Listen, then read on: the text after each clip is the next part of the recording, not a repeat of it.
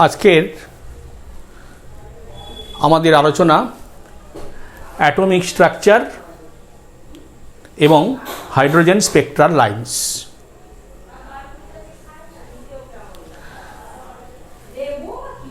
পরমাণুর গঠন এবং হাইড্রোজেন বর্ণালী। আমরা জানি মৌলিক পদার্থের ক্ষুদ্রতম কণা হলো পরমাণু বা অ্যাটম। পরমাণুর মূল কণিকা হলো ইলেকট্রন, প্রোটন এবং নিউট্রন। অ্যাটম তিন প্রকার কণা দ্বারা গঠিত: ইলেকট্রন, প্রোটন এবং নিউট্রন। পরমাণুর মধ্যে এই মূল কণিকাগুলো কিভাবে অবস্থান করে এই সম্পর্কে বিভিন্ন বৈজ্ঞানিকের বিভিন্ন রকমের মতবাদ ছিল। রাদারফোর্ড নামে এক বৈজ্ঞানিক, তিনি যে মতবাদটা প্রতিষ্ঠা করেছিলেন তার কিছু পরিবর্তন ঘটিয়ে আমরা বর্তমানে পরমাণুর গঠন সম্পর্কে একটা মডেল তৈরি করেছি, যাকে প্রাথমিকভাবে বলা হয় Rutherford atom model. Rutherford atom মডেলটা ঠিক কেমন এই সম্পর্কে রাদারফোর্ডের যে মতবাদ সেটা হলো এরকম: কোনো পরমাণুর অধিকাংশ স্থান ফাঁকা। পরমাণুর কেন্দ্রস্থলে একটি ক্ষুদ্র অঞ্চলের মধ্যে ধনাত্মক তড়িৎগ্রস্ত কণাগুলি অবস্থান করে, যাকে বলা হয় নিউক্লিয়াস। এবং ওই নিউক্লিয়াসকে কেন্দ্র করে ভিন্ন ভিন্ন বৃত্তাকার কক্ষপথে ইলেকট্রনগুলি আবর্তন করছে। সুতরাং নিউক্লিয়াস এবং ইলেকট্রনের মধ্যে যে স্থির তাড়িতিক আকর্ষণ বল এবং ইলেকট্রনের ঘূর্ণনের জন্য উৎপন্ন অপকেন্দ্র বল পরস্পর সমান এবং বিপরীতমুখী।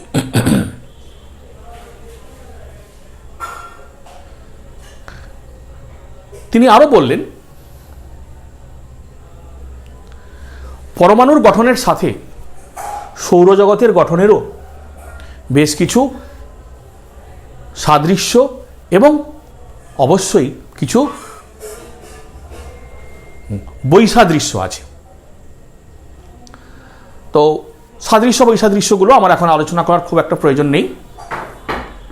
আমরা রাদারফোর্ডের মতবাদ অনুযায়ী পরমাণুর যে গঠন চিত্রটা পেলাম সেটা আমরা দেখাতে পারি।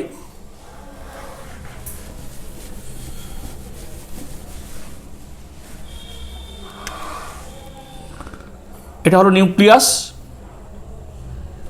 যাকে আমরা বলছি ধনাত্মক তড়িৎগ্রস্ত অঞ্চল, যার মধ্যে ধনাত্মক তড়িৎগ্রস্ত কণাগুলো অবস্থান করে এবং একে কেন্দ্র করে বৃত্তাকার কক্ষপথে ইলেকট্রনগুলো আবর্তন করছে। এরকম আমি ইলেকট্রনগুলোকে একটু অন্য কালি দিয়ে দেখানোর চেষ্টা করছি।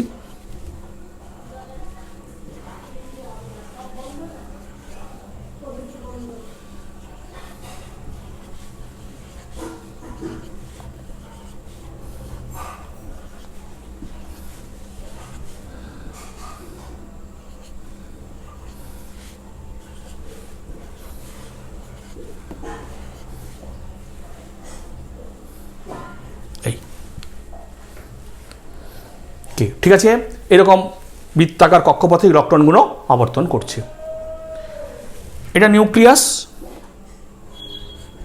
এটা ইলেকট্রন, এদের মধ্যে একটা আকর্ষণ বল কার্যকরী আছে, যাকে আমরা বলি স্থির চারিদিক আকর্ষণ বল। এবং এই ইলেকট্রনের উপর সঙ্গে সঙ্গে বিপরীত দিকে একটা অপকেন্দ্র বল কার্যকরী হয়।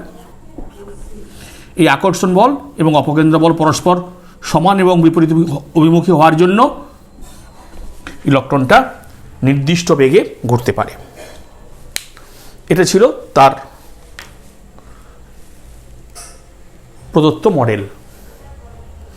কিন্তু এই মডেল বা পরমাণুর গঠন সম্পর্কে তার মতবাদ প্রকাশ করার পর তিনি বেশ কিছু প্রশ্নের সম্মুখীন হন। যেমন ম্যাক্সওয়েলের মতবাদ অনুযায়ী যখন কোনো একটি তড়িৎগ্রস্ত কণা ত্বরণ সহকারে ঘুরতে থাকে তখন সেই কণাটি শক্তি বিকিরণ করে। সুতরাং এখানে ইলেকট্রনগুলো বৃত্তাকার কক্ষপথে ঘোরার ফলে ইলেকট্রনগুলোর উপর একটা ত্বরণ কার্যকরী হয়। এই ত্বরণের জন্য সেই ইলেকট্রনটা শক্তি বিকিরণ করতে থাকবে। আমরা জানি যদি কোনো কণা শক্তি বিকিরণ করে তবে তার শক্তি হ্রাসের জন্য তার এই ঘূর্ণায়মান কক্ষপথের ব্যাসার্ধ ক্রমশ কমতে থাকবে।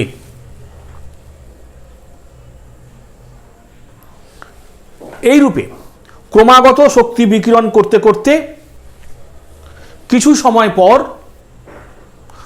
ওই ইলেকট্রনটি এই নিউক্লিয়াসের সাথে এসে পড়বে। ফলে এই যে পরমাণুর গঠন বা যে পরমাণুর মডেল তিনি দিয়েছিলেন সেই গঠনের কোনো অস্তিত্ব থাকবে কি?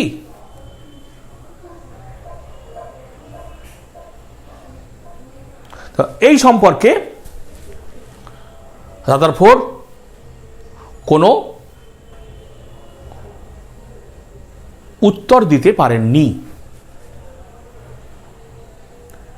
ঠিক এরকম আরো একটি প্রশ্ন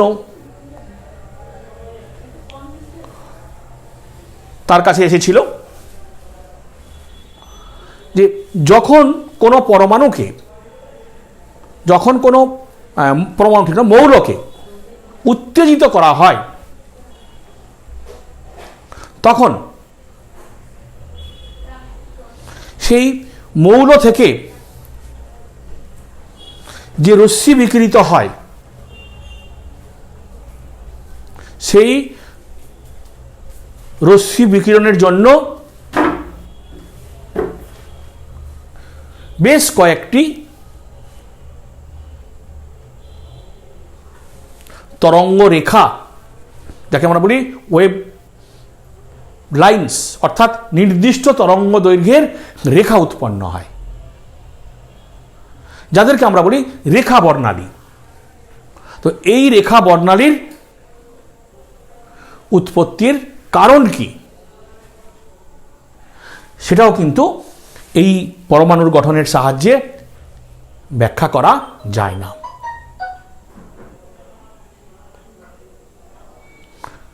তো এই কারণের জন্য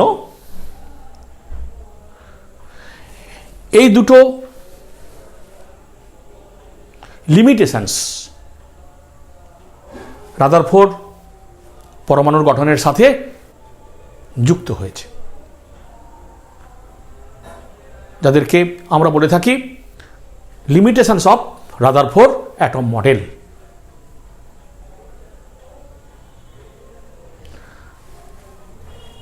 এর বেশ কয়েক বছর পর রাদারফোর্ডের এক সুযোগ্য ছাত্র নিলস বোর তিনি কোয়ান্টাম তত্ত্বের সাহায্য নিয়ে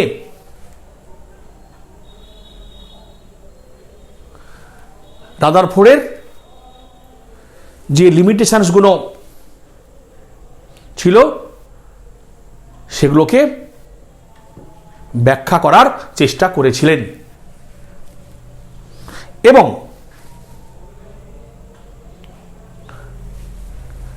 তিনি তিনটে স্বীকার্য দিয়েছিলেন।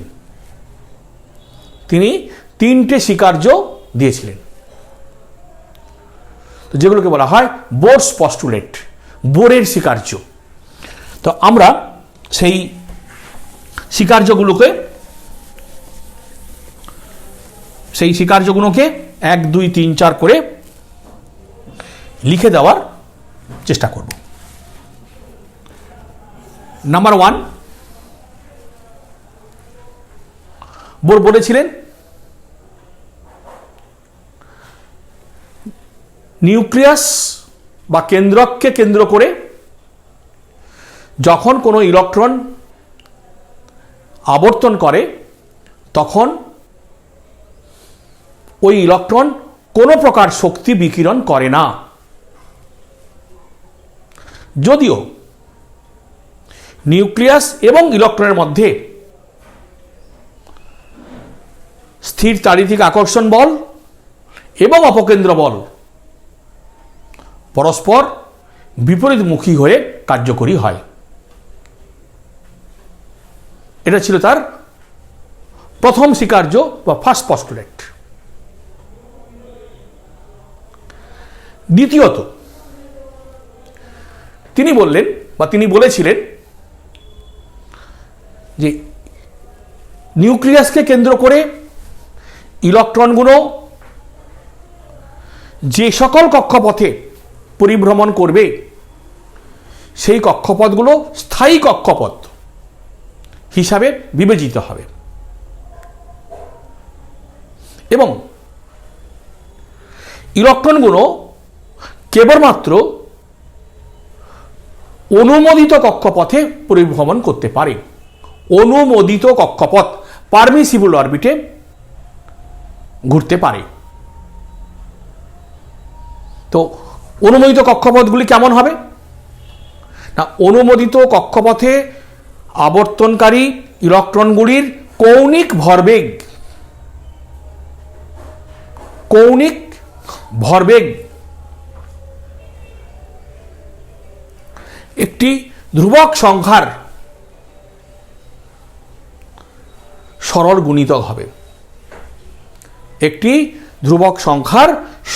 গুণিতক হবে। অর্থাৎ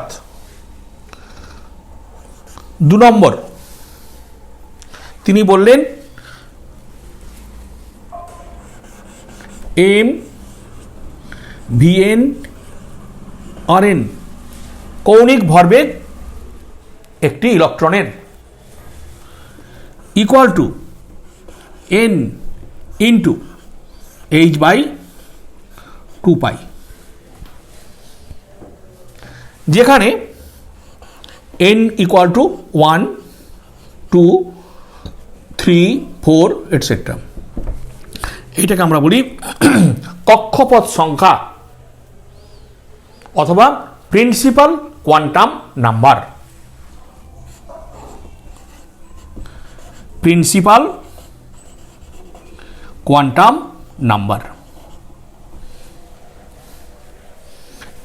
যেখানে Rn হল n-তম অনুমোদিত কক্ষপথের ব্যাসার্ধ এবং Vn হল n-তম কক্ষপথে ইলেকট্রনের গতিবেগ। তৃতীয় স্বীকার্যে তিনি বললেন যখন কোনো একটি ইলেকট্রন উচ্চ শক্তির কক্ষপথ থেকে নিম্ন শক্তির কক্ষপথে ঝাঁপ দেবে তখন ইলেকট্রনটি কিছু পরিমাণ শক্তি বিকিরণ করবে। ধরা যাক একটা ইলেকট্রন n2 অরবিট থেকে n1 অরবিটে ঝাঁপ দিল, তাহলে En2 n2 অরবিটের শক্তি মাইনাস En1 n1 অরবিটের শক্তি will be equal to h into nu, যেখানে h হলো প্লাঙ্কের ধ্রুবক এবং নিউ হলো যে শক্তিটা বিকিরণ হবে সেই বিকৃত শক্তির কম্পাঙ্ক। ঠিক আছে, তাহলে এই তিনটি স্বীকার্যের সাহায্য নিয়ে আমরা রাদারফোর্ডের যে পরমাণুর গঠন ছিল সেই মডেলের কিছু পরিবর্তন করেছি এবং বিভিন্ন কক্ষপথের শক্তি, ইলেকট্রনের গতিবেগ, পারমিসিবল অরবিটের রেডিয়াস এগুলো বার করতে পেরেছি, যেগুলো আজকে ধীরে ধীরে আলোচনা করব। তাহলে এই সম্পর্কে আরও একটু কথা বলতে হয় যে যখন কোনো পরমাণু স্বাভাবিক অবস্থায় থাকবে তখন সেই পরমাণুর ইলেকট্রনগুলি গ্রাউন্ড স্টেট অর্থাৎ স্বাভাবিক যে শক্তি কক্ষপথ সেই শক্তি কক্ষপথে থাকবে। যদি ওই পরমাণুকে কিছু পরিমাণ শক্তি সরবরাহ করা হয় তাহলে সেই পরমাণুর ইলেকট্রনগুলি সেই শক্তি শোষণ করে উচ্চ শক্তির কক্ষপথে চলে যাবে এবং খুব অল্প সময়ের জন্য মোমেন্টারিলি সেই উচ্চ শক্তির কক্ষপথে অবস্থান করবে এবং পুনরায় সেই উচ্চ শক্তির কক্ষপথ থেকে নিম্ন শক্তির কক্ষপথে তারা ফিরে আসার চেষ্টা করবে। এই ফিরে আসার সময় তারা পরপর যে সকল কক্ষপথে ঝাঁপ দেবে তার ফলে যে শক্তি বিকিরণ হবে সেই বিকিরিত শক্তির কম্পাঙ্ক অর্থাৎ তরঙ্গ দৈর্ঘ্য থেকে আমরা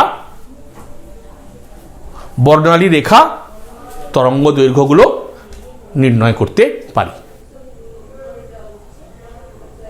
ঠিক আছে, এ সম্পর্কে অসুবিধা থাকার কথা নয়। আরেকটা ব্যাপার, বোর ডি ব্রগলি তরঙ্গের দৈর্ঘ্যের সাহায্য নিয়ে তার দ্বিতীয় পস্টুলেটটি তৈরি করেছিলেন। তো আমরা বলতে পারি Bohr's postulate, Bohr's second postulate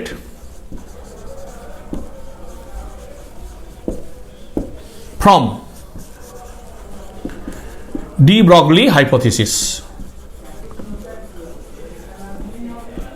De Broglie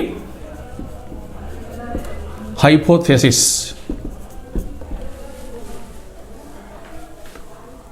অর্থাৎ ডি ব্রগলি হাইপোথিসিসের সাহায্য নিয়ে আমরা কিভাবে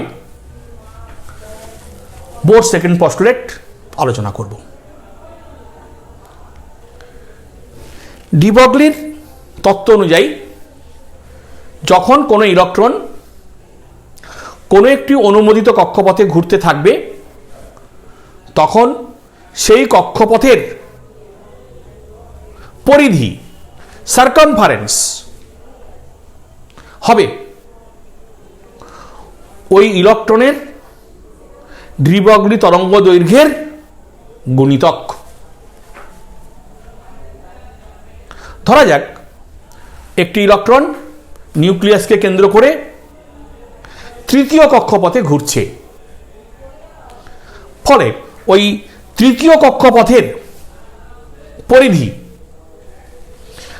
হবে, আমরা যদি এরকম দেখাই,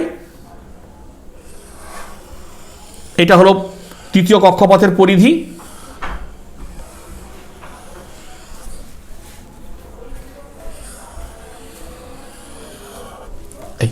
তৃতীয় কক্ষপথের পরিধি আর, তাহলে 2πr equal to lambda into 3। তাহলে যদি কোনো একটা ইলেকট্রন n-তম কক্ষপথে ঘুরতে থাকে, তাহলে সেই n-তম কক্ষপথের রেডিয়াস বা ব্যাসার্ধ যদি rn হয়, তাহলে আমরা লিখব 2πrn equal to n into lambda. আমরা ডি ব্রগলি তরঙ্গ দৈর্ঘ্য থেকে শিখেছি lambda equal to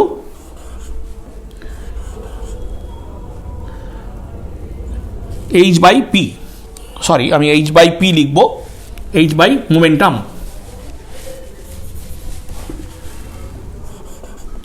h/p that is h/m into vn, যেখানে vn হলো n-তম কক্ষপথে ইলেকট্রনের গতিবেগ।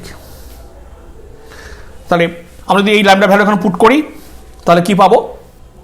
2πrn into n h/m into vn, hence m vn into rn will be equal to n into h/2π। দেখো, সুতরাং আমরা বলতে পারি mvrn মানে কি না, n-তম কক্ষপথে ঘূর্ণায়মান ইলেকট্রনের কৌণিক ভরবেগ angular momentum equal to h/2π, এই ধ্রুবক সংখ্যার সরল গুণিতক। অর্থাৎ তিনি যেটা বলেছিলেন সেটা সেটা আমরা ডি ব্রগলি তরঙ্গ দৈর্ঘ্য থেকে এস্টাবলিশ করতে পারি। কি ঠিক আছে? দেখে নাও, যদি কোনো অসুবিধা থাকে তোমরা বলতে পারো। এবারে আমরা চলে আসি বোরের তত্ত্বকে সাথে রেখে আমরা হাইড্রোজেন লাইক পরমাণুর, যে সকল পরমাণুর গঠন হাইড্রোজেনের মতো, হাইড্রোজেন লাইক পরমাণুর ব্যাসার্ধ, কক্ষপথের অনুমোদিত কক্ষপথগুলোর ব্যাসার্ধ, ইলেকট্রনগুলোর গতিবেগ এবং শক্তি কেমন হতে পারে। ধরা যাক একটা পরমাণুর পারমাণবিক ক্রমাঙ্ক z, অ্যাটমিক নাম্বার হচ্ছে z। সুতরাং তার যে নিউক্লিয়াস হবে, সেই নিউক্লিয়াসের মোট আধান হবে z ইন্টু ই। এই নিউক্লিয়াসকে কেন্দ্র করে একটি ইলেকট্রন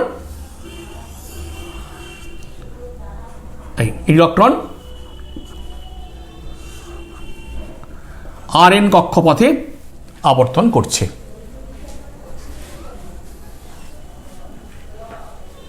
সুতরাং ইলেকট্রন এবং নিউক্লিয়াসের মধ্যে আকর্ষণ বল আছে, ঠিক বিপরীত দিকে অপকেন্দ্র বল আছে, ফলে স্পর্শক বরাবর তার গতিবেগ আছে। আমরা এখানে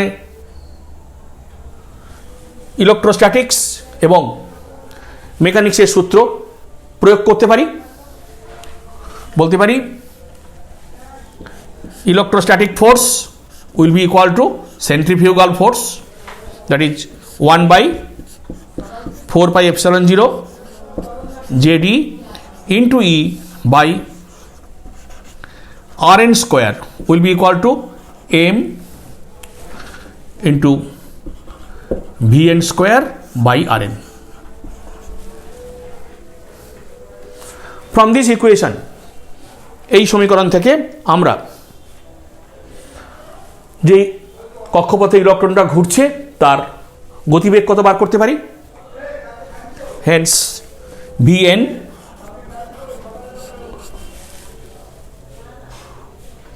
will be equal to Vn square বা Rn বলতে পারি আমরা, Vn will be equal to 1 by 4 pi epsilon 0 capital Z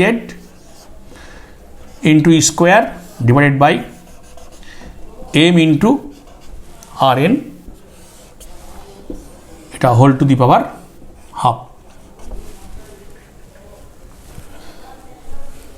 ওকে, ঠিক আছে, nh by 2 pi m into Rn।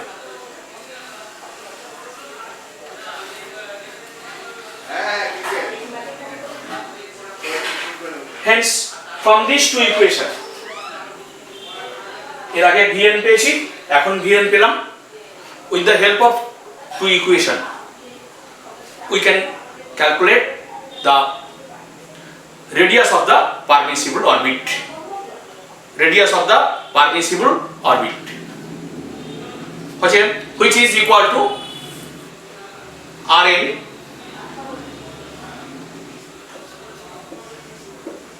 n square h square divided by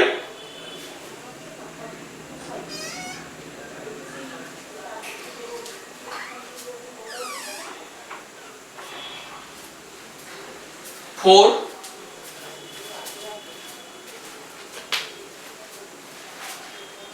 pi square into k, ঠিক আছে, into m z e square, where k is 1 by 4 pi epsilon 0.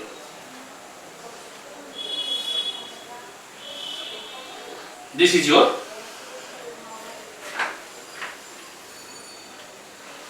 hence for hydrogen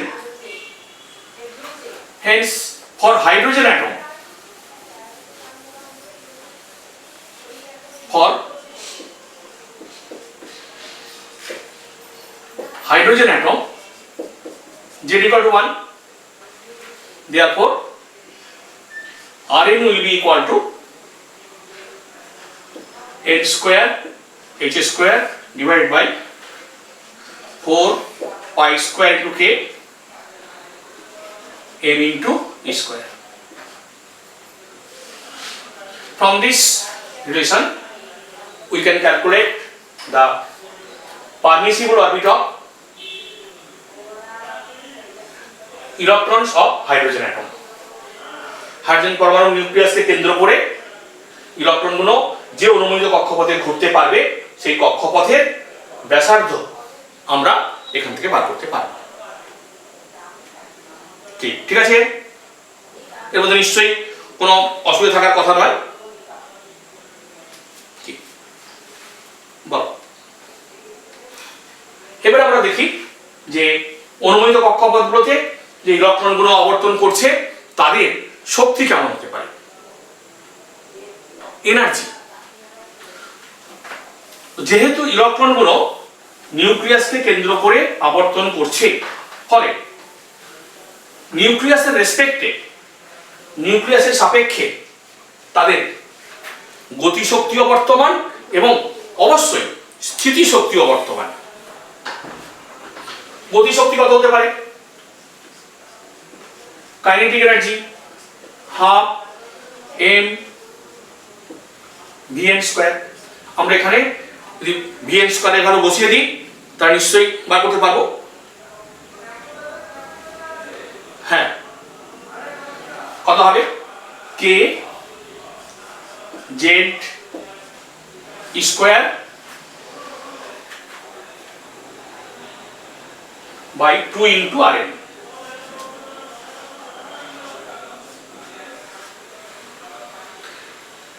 আবার আমরা যে ইলেকট্রনটা এনতম কক্ষপথে নিউক্লিয়াসকে কেন্দ্র করে ঘুরছে তার পোটেনশিয়াল এনার্জি বার করতে পারবো। and potential energy equal to হবে work done equal to integration force into dr 0 to rn। যদি এটাকে f এর মান বসিয়ে ক্যালকুলেট করি তার কত পাবো minus K Z square by rn। This is equation number 2. Therefore, total energy of the electron of nth orbit, দেখো তাহলে kinetic energy plus potential energy, kinetic energy plus potential energy equal to কত হবে minus K Z square divided by 2 Rn. This is your final energy formula.